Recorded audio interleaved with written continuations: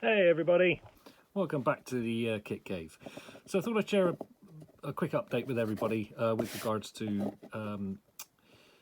this printed build I've been working on. Now last weekend I had printed this piece, so this is for my USS Enterprise 1400 scale USS Enterprise C kit, which is nearing completion. And so I posted a video in relation to this, a 3D printed base that I put together. Got this design, this top piece, from another person from, I think I downloaded it from Colts if I remember rightly, but then created the rest of the base piece here. And then discovered as I was doing the video that in actual fact this top piece could be backlit. Now when I went back to find the original user of this top piece design, I actually realised when I actually read the file description on Colts that this was actually meant to be a backlit Star Trek lamp. So had I actually read the description properly, rather than just looking at it and going, "Oh yeah, that looks nice, I'll download that," had I actually read it properly, I would have figured out back then that it could be backlit. But I'd never had it actually intended to have this backlit as a base. As a base for a model. It was just going to be standard design like this to be painted up, stick your stand in there and away you go. However, I was umming and ahhing about it for a few hours, and I decided, you know what the hell, let's go for it. Let's backlight it. Now it's meant that this last week I've been tinkering around with this file in Blender to do just that, to get this kit so that it can be backlit. Now originally with this piece, when I was shining the light up through it, this wasn't going to work as it was, and that's purely because underneath in here where we've got the support strut and the fins there, and this is where the pole sits in and the wires to feed through, you could clearly see these bars shining through the design here. So this wasn't going to work as it was. Now this printed model here, is still good to go. I can still use this as a base, just not backlight it. I can use that for something else a little bit later on down the line if I choose to.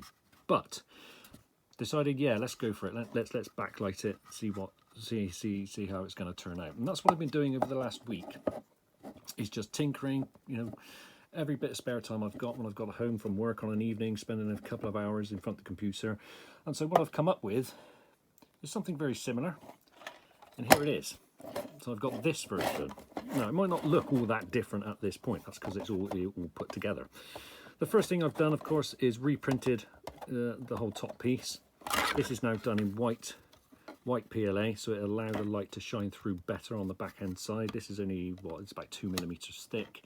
Which you can see, this is all going to get painted and light blocked, all the raised area, so it just leaves the white recessed, and hopefully that's going to shine through and look pretty bloody good once it's all done. So I'm happy with that. That's all great.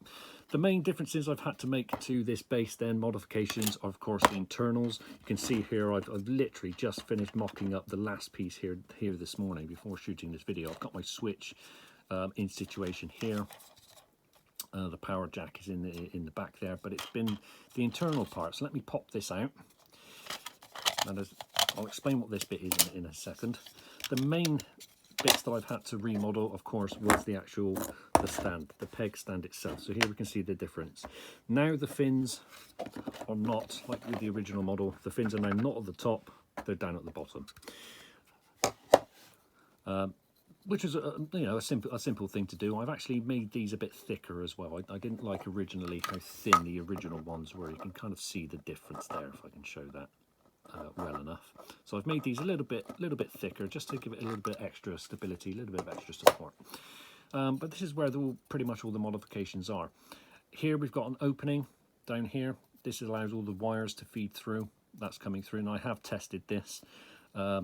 Typically when I do my builds, I only have 6 wires coming down through, and that's 2 wires for the main lighting and then 4 wires that run off to the circuit boards to do the different flashing of the strobe and navigation lights, as I call them.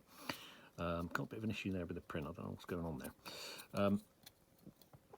So I had tested it. It is tight.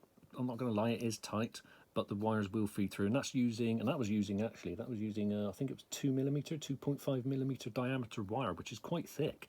To be fair, if you're using magnet wire, the really thin stuff, loads of room. But I did go in, so this I printed, I think I printed this on Wednesday, I think this was, just as a test piece. And I went back to the file in Blender, and again, I've modified this slightly. What I've done is I've opened this hole up, I've dropped it down, I've lowered it a little bit more. So this bottom edge of the line is now running in line with these channels here. So it's opened up that space just to give a little bit more room to feed the wires down through. As you can also see from here, we've got some openings in the fins here. That is designed in mind so that, you know, when your wires are coming through, if I can get this one, let's use a red wire instead. It's more visual for everybody.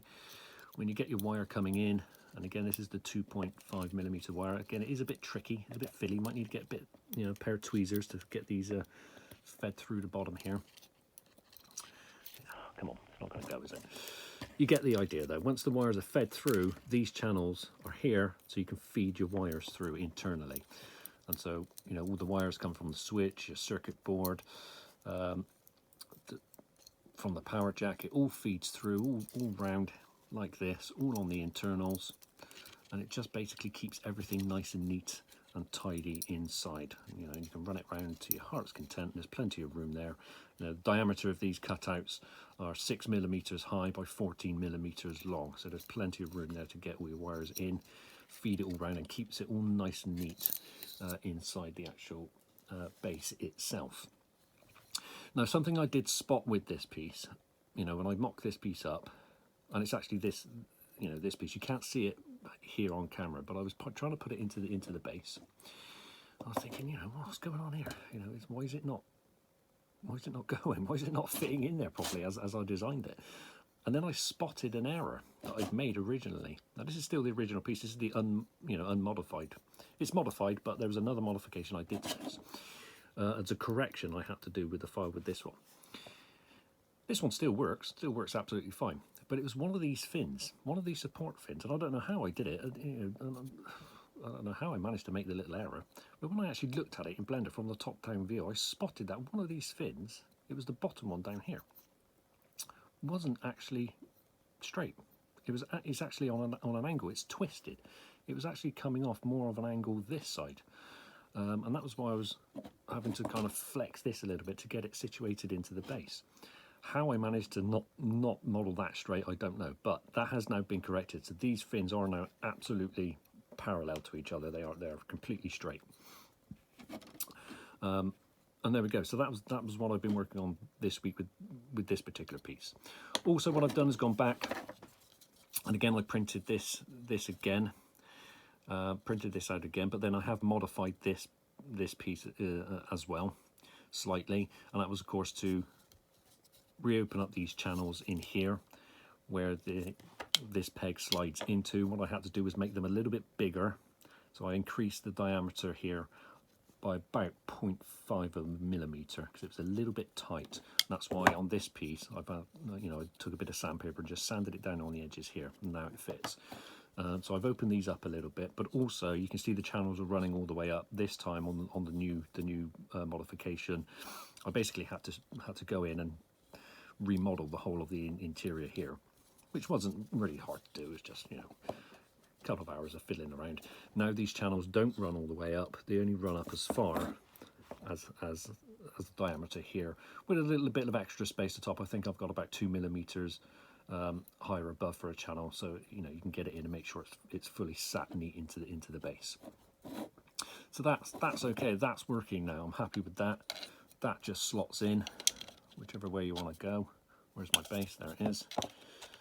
As we can see, if I get that in here on camera, that now slots in there. And this is where it's a bit fiddly because of that one strut, which was slightly off-centered. But I wasn't going to bother reprinting the whole thing because it still slides up in there. Look, there you go. And that's going to sit nice and flush with the base bit there. And again, I'll probably resin this into place, get it glued in. And there we go. So on the inside, that's what it now looks like. So I've dropped these fins down, and that's to allow, obviously, room inside here to get your LEDs situated. Now, I actually thought, then I was thinking, okay, well, how am I actually going to mount LEDs in here? You can leave it open if you like, entirely your choice. Leave it completely open. Might be a bit tricky to get some LEDs in there, getting situated and what have you. But I thought, well, all it's going to really take is a little shelf. Just need a little shelf in here, just to sink down in. It can sit on top of here. Little platform to mount your LEDs, and even I was then looking at the circuit board. Okay, this is still a work in progress. I'm going to cut this down a little bit. This is a little bit big, so I'm going to cut all this down, rewire all of this bit, and I'll do a separate video on that, as I've been promising for quite a while. And I thought, well, actually, rather than try and figure out how the hell this is going to fit in the bottom here, now that I'm making a shelf, boom, there it goes. Sit it on there, job done. And then feed your LEDs around here. So here's the little internal shelf piece. It's only a millimetre thick, doesn't need to be anything more, that's plenty strong enough. I've got some cutouts in here, some holes. That's designed so that, of course, once you situate your LEDs, circuit board, whatever you want to put in here, that's to allow you the room to feed your wires through these open gaps right here, and that plonks down on here. Now I am going to have to go back in a moment once I finish filming this video and do another modification to this piece, because something I didn't account for, and I only realised it literally about 10 minutes ago. And I put this bit in just to give it a test. I then suddenly noticed it kind of went in like this, and it didn't sit flat. And the reason it didn't sit flat, because what I didn't take into consideration was the obvious that you might all be spotting here, was the switch, where the switch is situated. So I've actually literally had to cut this bit out just before filming this video. Cut a little recess out, so that slots in here. There you go, there's yourself, nice and flat, space for your switch, have your wires coming down through, and still got enough space in there to mount all your LEDs in there. Circuit board, whatever you want to go in, that's your little shelf. Boom, to shine up. Once this piece is on, actually it's go around that way in front of the switch. There we go. And that's the base, and they can all be fitted together. And then of course, obviously the mounting rod. Now I like to use an 8mm. This is an 8mm outer diameter, is 8mm aluminium rod. Will sit in there. Job done. Model on the rod. All the wires fed through. Base done. There we go. So the modification I need to do in just a minute then is go back to the actual file in Blender. And it's a very, very simple fix. It will literally take me, what, a minute or so to do it. It's just do this a bit cleaner, obviously, because I cut this out literally with my little Dremel tool just a second ago. It's brilliant, that little recess out there into this piece, so that allows room to sit flat into here and give you space there, and you can turn it around, feed your wires through. There you go, all your wires feeding through all the holes there, all your gaps, all your bits and pieces there. Job done. Get it all nice and wired up, and it's ready to go. Remember the switch there, keeps it all nice and internal, all nice and neat. Get it all fixed and glued in, get it all painted, get it all painted up so this top piece can be light blocked, and get the lights shining through and get it illuminated. Now I'm probably going to use some SMDs in here. I'm not going to use standard your standard LED bulbs. And in actual fact, the way I'm going with my model kits now is I'm moving away from these traditional round bulbs here, and I'm moving more into using SMDs. They just light up better, I find, and of course they're a lot smaller, so they're good for space saving. So I like using SMDs now. Because the problem is with this, of course, you can see it. I don't know if you can see that. There's going to be a bit of bright spotting, so there's going to be a few LED strips in there to try and get this illuminated. But you kind of see what's happening here. It's very hard to show this on camera. It looks better off camera, but you know, as we all know, when you're filming lights like this, they do tend to be washed out on camera. But you get the general idea. You know, it's going to all be backlit from there with the top piece all light blocked, so it's just the recessed area that's going to be shining through. So there we go, little modification then to do on this internal shelf to do that cutout piece, but that is it for this this kit. It's done, it's ready. I can start putting this together, start getting things wired up. That needs to be moved down, get it all in there nice and flat, ready to all be fixed in and good to go. Get it painted. I'm not going to do anything fancy with the paint job to this. It's going to be like either a matte or even a matte black matte black, or maybe a very, very, very dark shade, almost black, but very dark shade of grey. I don't know, nothing fancy to allow this to light then to shine through. But it's I'm happy with it now. I'm happy with it. It's there, and that's what I've been working on. Been tinkering with this over the last week to do all these modifications to get it to the point so it can be backlit. And again, you know, you can choose to either backlight it or not backlight it, entirely personal preference, but what the hell, let's go for it. Why not make it a little bit more fancy? You know, I've still got the original one that I printed here. This is all fixed together now, and that's still going to work just as well as a base, just not having it backlit, and it still looks really, really good. So I'm very pleased with that. Very pleased with that. And it's good to print these things out, and that's the benefit of 3D printing, is you can prototype, and that's what I've been doing. Prototyping, printing things out, putting it together, what works, what doesn't work, what needs to be adjusted, you know, what tolerances do I have, you know, how tight are things, where do I need to open up some recesses to allow things to slot in a little bit easier. And again, with doing this little prototype piece, putting it all together, mocking it up, and then spotting I've got a problem here, and I've had to do a very quick modification and then go back and sort that out in the actual STL file itself. But that's a very quick, easy fix, which is, as I keep mentioning, I'm going to do in just a second once I finish filming this video.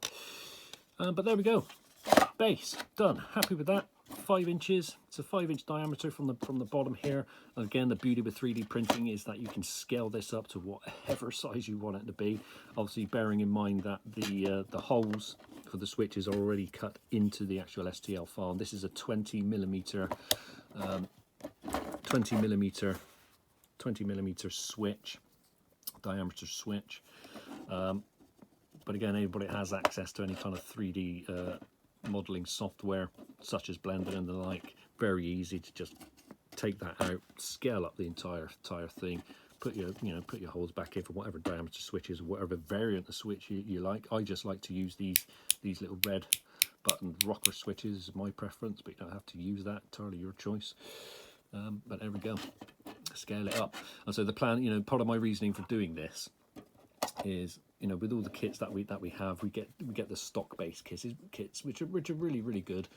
But I just wanted something to be uniform and standardized, and I've got other kits now up on the shelf that I've done, you know, over the years, all different bases, and I've used stock bases, and I've had to put together, you know, wood boxes for them, and which is all very well and good. But now I'm going to go back to all my kits that are up on the shelf, and I'm going to start to standardize. I'm going to swap out all the bases to this, so that all of my builds, all my Star Trek models are all going to have the same unified looking base.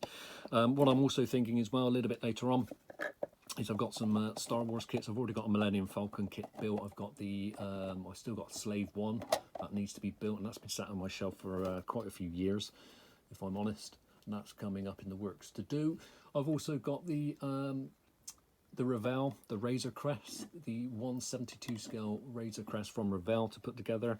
And so I'm thinking, yeah, okay, let's maybe look at using this same base, have it backlit, but change the top design so this is a Star Wars themed top plinth and have that backlit as well. So I'll probably do that and do a little update video on that one.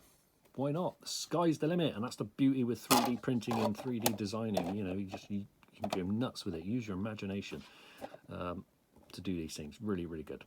Anyway, I'll stop waffling now. One quick thing I will say at this point, thank you for everybody for the likes and the comments on the video. Certainly, you know, I was a bit surprised at how many people were liking and dropping me comments saying, you know, liking this little base that I was putting together, so I do appreciate it. I did have a question asked by, I hope you don't mind me saying out your name, by a YouTube user, Graphics Man. So Graphics Man, thank you for your comments, and again, thank you to everybody who's hit the like button and made comments. But Graphics Man did ask, would I be willing to share the STL files for this base? Short answer is hell no. Why the hell should I be sharing all my hard work with everybody? No, I'm only joking. I am only joking. The answer is yes. I will be sharing the files for this. At the time of this video going up onto YouTube, these files, this modification will be done. And these files will be posted or uploaded to my account on Thangs, and you can find the link to the STL files and this base in the description below. So there we go. Yes, I will be sharing it. There we go. My little bit of humour there. Why the hell should I be sharing all my hard work? Yeah, of course I will. Of course I will. Free of charge. And guys, you know, or ladies and gents, I should say, come on, let's be politically correct here, Steve. Go nuts. Go nuts with it. Print it. Print it, see how you get on. And again, if anybody wants to, you know, take this file and do some more modifications and maybe make it a little bit better or add some little fancy designs into the side here, go nuts with it, go to town. And I'd be really interested to see, you know, if anybody does like a remix to this. Be interested to see what people come up with. But there we go. So yes, the files are going to be shared. As I said, description is in the link below to find this on Thangs. Okay, there we go.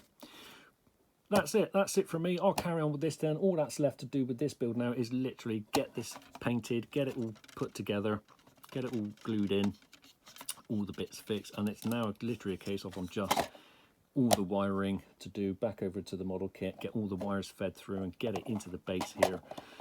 Last thing to do is sort out my little circuit board here, which I'm gonna do off camera. I'm not going to do this on camera, obviously. I'll get this sorted out. I want to tidy this up and make it a little bit smaller, get it in. And again, with this little capacitor sticking up here, if I plop that in, look at that, there's still plenty of space inside, even with the board there. Look at that, loads of room. So I'll sort that out, and it's really now a case of just getting all of the final little bits and pieces all installed, all wired up, get it all connected to the power, and that's it, build done. For which I'll be back with a final showcase build of the whole kit in itself, in all of its glory. And again, I know I keep saying it, and I do apologise for keep repeating myself over and over and over again. I will be doing a separate video on how I put these circuit boards together.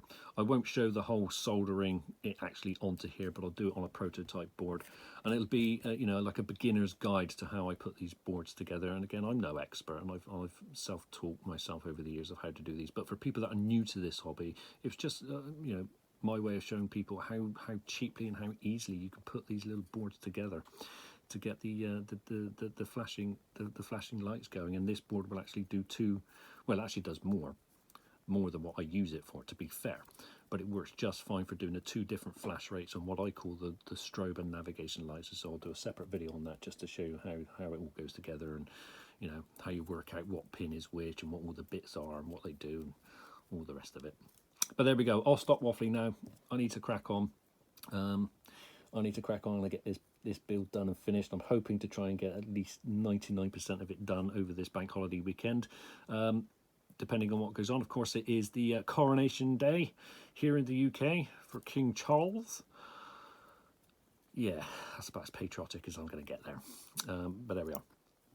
Anyway, that's it from me. Thanks everybody. Again, thank you for everybody for the likes and the comments. You'll take care. You have a great weekend. I'll be back soon with another update to this build, and as I said, hopefully it'll be done and completed. Have a good one, everybody. Take care. Bye bye.